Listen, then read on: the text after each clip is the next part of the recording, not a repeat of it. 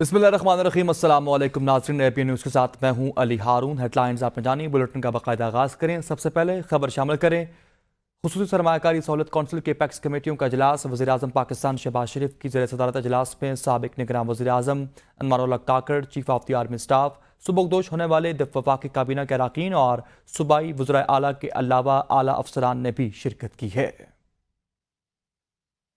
IFC के इक़दाम मुल्क में सरमायाकारी, निजकारी और मजमूई तौर पर माइक्रो इकोनॉमिक इस्तेहकाम के लिए की जाने वाली अहम पेशरफ्त के बारे में बताया गया। कमेटी ने जून 2023 में SIFC का तस्वुर करने और इसे शुरू करने पर वज़ीर-ए-आज़म या मोहम्मद शहबाज शरीफ की क़यादत की तारीफ की, जो अब अपने इब्तदाई मरहले से निकल चुका है और निगरान हुकूमत के तहत बतदरीज तरक्की कर रहा है। कमेटी ने मुल्क को दरपेश बेशुमार चैलेंजेस से निपटने के लिए SIFC के तहत जारी पॉलिसीज का तसलसल रखने की जरूरत पर जोर दिया। कमेटी ने पॉलिसियों के तसलसल को यकीनी बनाने और दुरुस्त इक़्तिसादी तरजीहात का तयन करते हुए मुल्क के वसीतर मफाद में सख्त फैसले करने के अज़्म का इजहार किया। आर्मी चीफ ने हुकूमत के मुआशी इक़दामात को आगे बढ़ाने के लिए पाकिस्तान की मुसल्लह अफवाज की मुकम्मल हिमायत का यकीन दिलाया और मुल्क की हकीकी इक़्तिसादी सलाहियत को परवान चढ़ाने के लिए महफूज और साजगार माहौल की फरहमी को यकीनी बनाया जाएगा। साबिक निगरान वज़ीर-ए-आज़म ने वज़ीर-ए-आज़म या मोहम्मद शहबाज शरीफ, काबीना और वज़राए आला को जिम्मेदारियां संभालने पर मुबारकबाद पेश की और माशी चैलेंजेस से निपटने के लिए नए ख्वाहिशात का इज़हार किया। वज़ीर-ए-आज़म या मोहम्मद शहबाज शरीफ ने कहा कि मुश्किल वक्त में SIFC आगे बढ़ने का रास्ता है और मुल्क की खिदमत के लिए ऐसे आहनी अज़्म की जरूरत है जो पहले कभी नहीं थी। उन्होंने वफाकी काबीना पर जोर दिया कि वो हाथ मिलाएं, सियासी इख्तिलाफात को एक तरफ रखें और माशी इस्तेहकाम की रफ्तार को बरकरार रखने के लिए एक मरबूत टीम के तौर पर काम करें। उन्होंने बड़े कौमी इक़्तिसादी एजेंडे को मुनासिब अंदाज में जारी रखने पर निगरान हुकूमत का शुक्रिया भी अदा किया। इजलास के दौरान साबिक निगरान वज़रा की जानिब से अपने दौर में उठाए गए इक़दामात पर ब्रीफिंग भी दी गई। वज़ीर-ए-आज़म पाकिस्तान शहबाज शरीफ ने अपने खिताब में कहा कि एक और IMF प्रोग्राम के बगैर हमारा गुजारा नहीं। तमाम चैलेंजेस का डट कर मुकाबला करेंगे और मुल्क को बहरानों से निकालेंगे। आर्मी चीफ का शुक्रिया अदा करता हूँ जिन्होंने हुकूमत के साथ भरपूर ताउन किया। पाकिस्तान में सरमायाकारी के हवाले से मुश्किलात थीं। बिजली और गैस के गर्दिशी कर्ज से 5 खरब रुपए हैं। इतने बड़े बड़े चैलेंजेस मौजूद हैं जिनका डट कर मुकाबला करेंगे। और जिसके लिए बात तय है कि एक और एग्रीमेंट के बगैर हमारा गुजारा नहीं है। मैं army chief general Asim Munir साहब और उनकी टीम का दिल की गहराइयों से शुक्रिया अदा करना चाहता हूँ कि उन्होंने जिस तरह हमारी 16 माह की हुकूमत के दौरान भरपूर तावन किया और सपोर्ट की। जो कंटेस्टेड हमारे जो क्लेम्स हैं, चाहे वो FBR की तरफ से हों या क्लाइंट की तरफ से हों, उसकी जो टोटल अमाउंट जो है वो तकरीबन 2.7 ट्रिलियन रुपीस है, 2700 अरब रुपए कि अगर आधी अमाउंट भी हम रिकवर कर लें तो हम जो कशकोल तोड़ने की तरफ हम उस रास्ते पे चल पड़ेंगे। दफ्तर खारजा के तर्जुमान मुमताज़ ज़हरा बलोच कहती हैं कि बानी PTI से अमरीकी सफ़ीर की मुलाकात के हवाले से फैसला कानून के मुताबिक होगा। पाक ईरान गैस पाइपलाइन पर फैसला हुकूमत पाकिस्तान करेगी। गैस पाइपलाइन पाकिस्तान अपने इलाके में तामीर कर रहा है। मज़ीद जानते हैं इस रिपोर्ट में। अमरीकी सेनेट कमेटी में पाकिस्तानी इंतखाबी कानून के हवाले से मुतअद्दिद गलतफहमियां दिखाई दी। दहशतगर्द तंजीम TTP के अफगानिस्तान में ठिकाने, पाक ईरान गैस पाइपलाइन पर फैसला हुकूमत पाकिस्तान का होगा। तर्जुमान दफ्तर खारजा की हफ्तावार ब्रीफिंग। तर्जुमान मुमताज ज़हरा बलोच ने कहा, जम्मू कश्मीर एक आलमी सतह पर मुतनाज़े इलाका है। मकबूजा कश्मीर में 14 सियासी जमातों पर पाबंदी आयद है। भारतीय वजीर दाखिला के रिमार्क्स गैर जरूरी और हकाइक के मुनाफी हैं। तर्जुमान ने बताया कि पाकिस्तान ने 18 मार्च को अफगानिस्तान में दहशतगर्दों के ठिकानों पर इंटेलिजेंस मालूमात की बुनियाद पर कार्रवाई की। 16 मार्च के दहशतगर्द हमले के बाद पाकिस्तान ने अफगानिस्तान से एहतजाज किया। वजीर खारजा ने अफगान अबूरी हुकूमत के हम मनसब से फोन पर तशवीश का इजहार भी किया। पाक अफगान सरहद मुस्तहकम और पुरअमन है। पाकिस्तान यकीन रखता है कि BLA और ऐसे दीगर गिरोह खित्ते के लिए खतरा हैं। दफ्तर खारजा के तर्जुमान मुमताज ज़हरा बलोच ने कहा, पाकिस्तान गजा में अस्पतालों पर हमले की शदीद मजम्मत करता है। मासूम बच्चों को निशाना बनाना बर्बरियत से कम नहीं। बेगुनाह अफराद और शहरी आबादी को निशाना बनाना जंगी जराइम के जुमरे में आता है।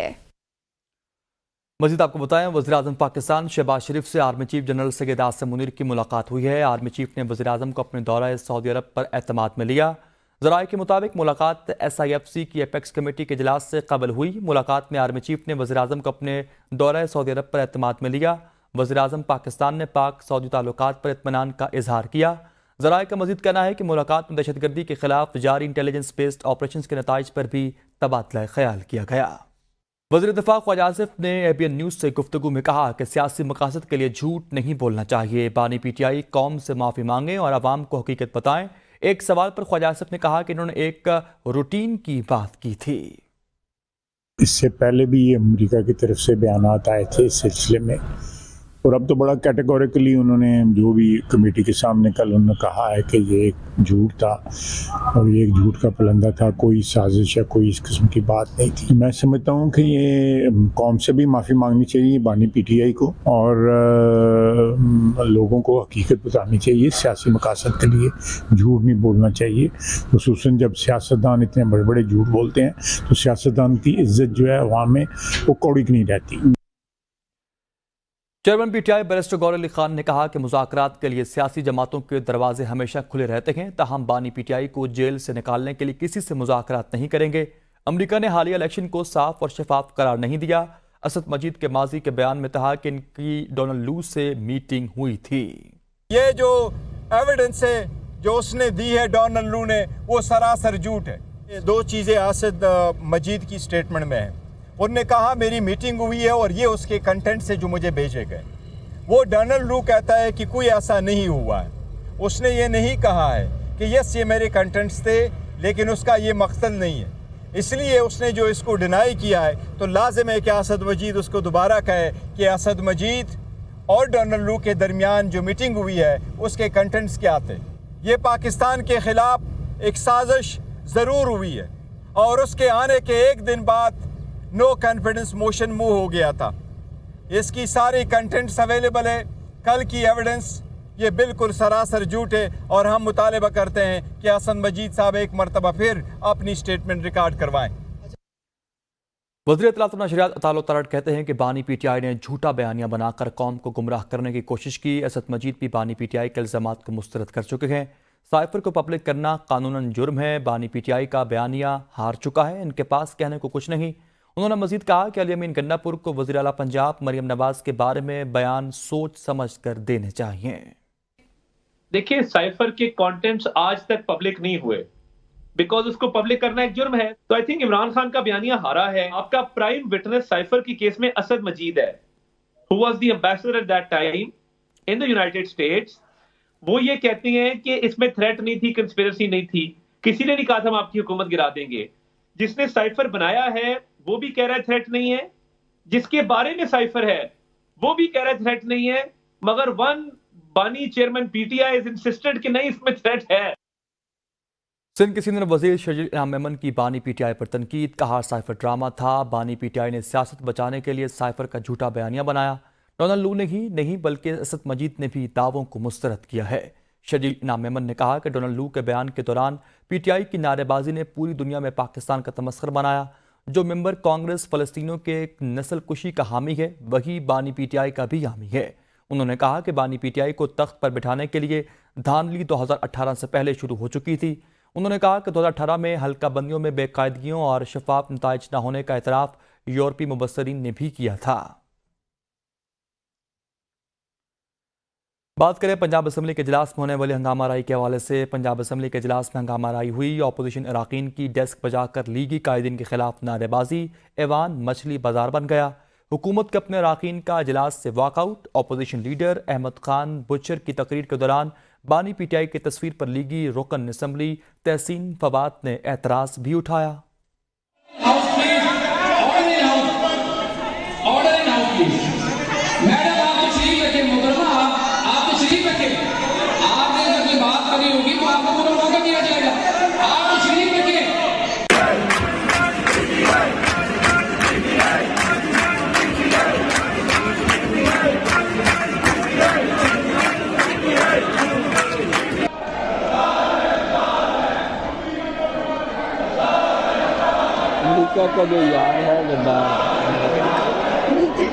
The House is adjourned for 10 minutes. Peoples Party کے ترجمان فیصل کریم کنڈی کہتے ہیں کہ اگر علی امین گنڈا پور کرپشن کریں تو انہیں کون اینٹ مارے گا۔ ایک بیان میں فیصل کریم کنڈی نے کہا کہ وزیر اعلیٰ کے پی کہتے ہیں کرپشن کرنے والے کا سر پھاڑ دیں۔ اگر وزیر اعلیٰ علی امین گنڈا پور کرپشن کریں تو انہیں کون اینٹ مارے گا۔ انہوں نے کہا کہ علی امین گناپور کو خود یقین نہیں کہ وہ وزیر اعلیٰ بن چکے ہیں. اگر مرکز کے ساتھ تعلقات بگاڑیں گے تو ہمارا صوبہ پیچھے رہ جائے گا. آگے بڑھتے ہوئے خبر شامل کریں اسمبلی اجلاس طلبی پر. خیبر پختونخوا حکومت اور گورنر آمنے سامنے. آج خیبر پختونخوا اسمبلی کا اجلاس نہیں ہوگا. گورنر کی اسمبلی اجلاس طلبی پر اسمبلی سیکریٹریٹ کا بیان جاری کیا گیا. آج صوبائی اسمبلی کا اجلاس نہیں ہوگا. گورنر کی جانب سے اجلاس طلب کرنے پر سیکریٹری اسمبلی نے محکمہ قانون سے رائے طلب کی ہے. سیکریٹری صوبائی اسمبلی کفایت اللہ آفریدی کی قانونی رائے کا جواب نہیں آیا. گورنر نے اپوزیشن لیڈر کی سفارش پر خیبر پختونخوا اسمبلی کا اجلاس آج طلب کر لیا ہے. صدر پاکستان آصف علی زرداری کی صاحبزادی آصفہ بھٹو کے این 207 نواب شاہ سے کاغذات نامزدگی منظور کر لیے گئے ہیں. نواب شاہ میں حلقہ این 207 پر کاغذات نامزدگی کی جانچ پڑتال مکمل. ریٹرننگ آفیسر شیر علی جمالی کے مطابق صدر پاکستان آصف علی زرداری کے صاحبزادی آصفہ بھٹو کے کاغذات نامزدگی منظور ہو چکے. آصفہ بھٹو زرداری کے کاغذات نامزدگی کی جانچ پڑتال کے موقع پر فاروق اشنائک ایڈوکیٹ پیش ہوئے تھے. پی ٹی آئی رہنما حلیم عادل شیخ نے کہا ہے کہ رجیم چینج سے زیادتیاں شروع ہوئی ہیں. ہمارے ووٹرز کے حق پر ڈاکہ ڈالا گیا. ان کے ووٹ پر ڈاکہ ڈال کر چوروں ڈاکوؤں کو جتوایا گیا. ووٹرز کا حق پہ ڈاکہ ڈالا گیا. جنہوں نے بڑی تعداد میں باہر نکل کر نوجوانوں نے، بزرگوں نے، خواتین نے، اوورسیز پاکستانیوں نے باہر نکل کر انہوں نے اپنے ووٹ کا حق استعمال کیا عمران خان صاحب کی آزادی کے لیے. لیکن ان کے ووٹ پہ ڈاکہ ڈال کر چوروں کو، ڈاکوؤں کو جتوا دیا گیا. ڈونلڈ لو کو بھی ماننا پڑا، جو گاڈ فادر ہے پی ڈی ایم والوں کا اور دیگر سب کا، اس کو بھی ماننا پڑا کہ الیکشن میں دھاندلی ہوئی ہے، ڈسکریپنسیز ہوئی ہیں. جس انداز سے کچے کے ڈاکوؤں کو لائسنس ٹو کل مل چکا ہے، اس کی وجہ کیا ہے کہ صوبے میں پکے کے ڈاکوؤں کی حکومت آ چکی ہے. نون لیگ کے رہنما طلال چودھری کہتے ہیں کہ بانی پی ٹی آئی کی مرضی ہے. دل کیا تو امریکہ کو یار بنا لیا اور دل کیا تو امریکہ کو غدار بنا لیا. ایک جماعت پاکستان پر حملہ آور ہے. پی ٹی آئی نے میاں والی ایئر بیس پر حملہ کیا، اس لیے وہ انقلابی ہیں. عمران خان کی مرضی ہے. دل کیا تو امریکہ کو یار بنا لیا، دل کیا تو غدار بنا دیا. اصل میں امریکہ عمران خان کا یار ہے. امریکی ایوان میں تاریخ میں پہلی دفعہ کسی سابق وزیر اعظم کو سرٹیفائیڈ جھوٹا اس کمیٹی نے قرار دیا. میاں والی بیس پر حملہ کرے پی ٹی آئی تو وہ انقلابی ہیں. کسی بیس پر حملہ کرے داڑھی رکھے ہوئے لوگ تو کہا جائے یہ جی دہشت گرد ہیں. یعنی فرق یہ ہے کہ انہوں نے داڑھی رکھی ہوئی ہے، شلوار قمیض پہنی ہوئی ہے، وہ دہشت گرد. یہ حملہ کریں تو یہ انقلابی ہے. ایز اے پاکستانی ہم شرمندہ ہوئے ہیں کہ ہمارے معاملات کن کے ایوانوں میں جا کے ڈسکس ہو رہے ہیں. بابر وان نے کہا ہے کہ ڈونلڈ لو نے بانی چیئرمین کو بری کرنے والی بات کی ہے. ڈونلڈ لو کہتا ہے سائفر ہے ہی نہیں تو پھر سائفر کا کیس ہی نہیں بنتا. انہوں نے بانی پی ٹی آئی کے موقف کو صحیح ثابت کیا ہے. ڈونلڈ لو نے تو عمران خان کو بری کرنے والا بیان دیا. وہ کہتا ہے سائفر ہے ہی کوئی نہیں. اگر ڈونلڈ لو سچا ہے کہ سائفر ہے کوئی نہیں تو پھر یہ مقدمہ جھوٹا ہے. جو موقف تھا عمران خان کا وہ کل ثابت ہو گیا اور وہ ڈونلڈ لو نے خود ثابت کیا. اس نے پتہ ہے کیا کہا؟ ایک طرف وہ کہتا ہے کہ ہم نے سائفر کے ذریعے کوئی مداخلت نہیں کی اور سائفر جھوٹا ہے، سائفر تھا ہی نہیں. دوسری طرف وہ یہ کہتا ہے کہ میں پاک ایران گیس منصوبہ امریکہ پوری کوشش کرے گا نہ بنے. یہ مداخلت نہیں ہے. کچھ شرم کریں گے جو لوگ کہتے ہیں مداخلت نہیں. وزیراعظم پاکستان شہباز شریف نے کہا کہ بجلی چوروں کے خلاف سخت سے سخت کارروائی کی جائے اور کسی قسم کی کوئی نرمی نہ برتی جائے. وزیر داخلہ محسن نقوی نے وزیراعظم پاکستان شہباز شریف سے ملاقات کر کے انہیں ملک بھر میں بجلی چوروں کی روک تھام کے لیے فیڈرل انویسٹیگیشن ایجنسی کو دیے گئے ٹاسک کے حوالے سے آگاہ کیا. وزیراعظم پاکستان کو FIA اور نیشنل کاؤنٹر ٹیررزم اتھارٹی کی مجوزہ اصلاحات اور ریسٹرکچرنگ پلان پر بھی بریفنگ دی گئی. ملاقات میں ملک کی مجموعی سیاسی صورتحال پر بھی تبادلہ خیال کیا گیا. وزیر خارجہ اسحاق ڈار کہتے ہیں ماحول دوست جوہری توانائی مستقبل کے لیے قابل عمل حل پیش کرتی ہے. توانائی کے مسائل کے حل کے لیے پائیدار اقدامات ناگزیر ہے. انرجی سیکیورٹی ترقی یافتہ اور ترقی پذیر ممالک کے لیے انتہائی اہم ہے. Clean and cost-effective energy with immense power density, negligible carbon footprints, and the greenhouse emissions nuclear energy offers a viable solution for the future. We must continue our focus on safety, waste management, and proliferation. States must also continue to ensure focus on nuclear safety and security. I thank the government of Belgium and IAEA for organizing this first ever nuclear energy summit.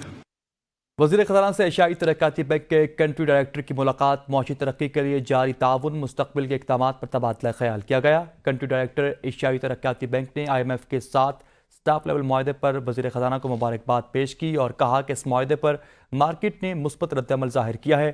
وزیر خزانہ نے ایشیائی ترقیاتی bank کی مسلسل معاونت کی تعریف کی۔ ملاقات کے دوران پبلک پرائیویٹ پارٹنرشپ پر پروگرام پر بھی تبادلہ خیال کیا گیا۔ وزیر خزانہ نے میکرو اکنامک استحکام کی ترجیحات کا بھی خاکہ پیش کیا۔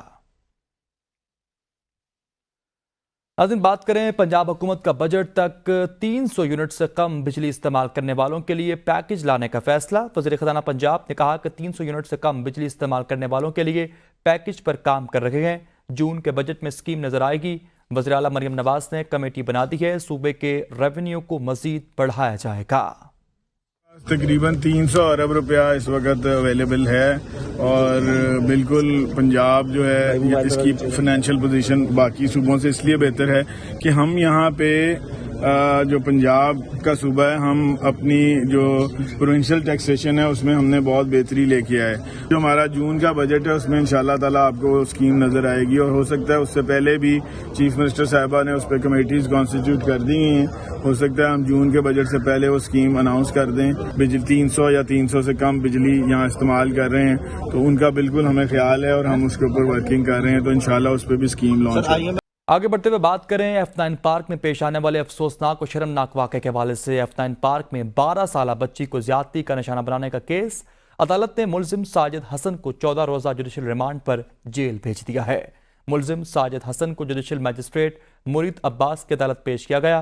تفتیشی آفیسر کی جانب سے ملزم ساجد حسن کے جوڈیشل ریمانڈ کی استدعا کی گئی۔ عدالت نے تفتیشی آفیسر کی استدعا منظور کرتے ہوئے ملزم ساجد حسن کو جوڈیشل ریمانڈ پر جیل بھیج دیا ہے۔ عدالت نے تفتیشی آفیسر کو چالان جمع کروانے کی ہدایات کر دی۔ جوڈیشل میجسٹریٹ نے ملزم ساجد حسن کو 3 اپریل کو دوبارہ عدالت پیش کرنے کا حکم دیا۔ ملزم ساجد حسن کے خلاف زیادتی کی دفعہ کے تحت تھانہ مارگلہ میں مقدمہ درج کیا گیا تھا۔ واشنگٹن میں 100 سے زائد ڈیموکریٹک عطیہ دہندگان اور کارکنان کے ایک گروپ نے صدر بائیڈن کی انتظامی انتخابی مہم کو خط لکھ دیا ہے۔ خط میں غزہ کے بحران کے حوالے سے بائیڈن انتظامیہ کی موجودہ پالیسی پر اپنی تشویش کا اظہار کیا گیا۔ خط میں لکھا گیا کہ غزہ میں اسرائیل کی جنگ پر عوامی غصہ ڈونلڈ ٹرمپ کی فتح کے امکانات کو بڑھا رہا۔ غزہ میں تقریباً تمام سول ڈھانچے بشمول ہسپتال، اسکول، مساجد اور شہری رہائش کو منظم طریقے سے تباہ کیا جا رہا۔ افسوس کے ساتھ صدر بائیڈن نے اسرائیلی آپریشن کے لیے غیر مشروط حمایت فراہم کی ہے۔ بہت سے ووٹرز اب ہم سے سوال کر رکھے گئے، خطرہ ہے کہ نومبر میں صدر بائیڈن کو شکست ہو جائے گی۔ امریکی اسپیکر مائک جانسن نے کہا کہ اسرائیلی وزیراعظم نتن یاہو کو کانگریس کے مشترکہ اجلاس سے خطاب کرنے کے لیے مدعو کیا جائے گا۔ نتن یاہو ایسے رہنما ہیں جو غزہ کی جنگ پر امریکی سیاست میں متصبانہ اختلافات کا باعث بن چکے ہیں۔ سینٹ اکثریتی رہنما چک شومر نے کہا کہ پوری کانگریس کے سامنے اسرائیلی وزیراعظم کے خطاب کی حمایت کریں گے۔ میں ہمیشہ اسرائیل کے وزیراعظم کے کانگریس سے دو طرفہ انداز میں بات کرنے کے موقع کا خیر مقدم کروں گا۔ کچھ بات کریں گے موسم کی صورتحال کے حوالے سے۔ آئندہ 24 گھنٹے کے دوران ملک کے بیشتر علاقوں میں موسم خشک، جبکہ بالائی علاقوں میں مطلع جزوی طور پر ابر آلود رہے گا۔ گلگت بلتستان، بالائی خیبر پختونخوا، کشمیر اور ملحقہ پہاڑی علاقوں میں تیز ہواؤں اور گرج چمک کے ساتھ بارش اور پہاڑوں پر ہلکی برف باری کا امکان ہے۔ اور اب ایک نظر آج کے موجود میکسیمم درجہ حرارت پر ڈالتے ہیں۔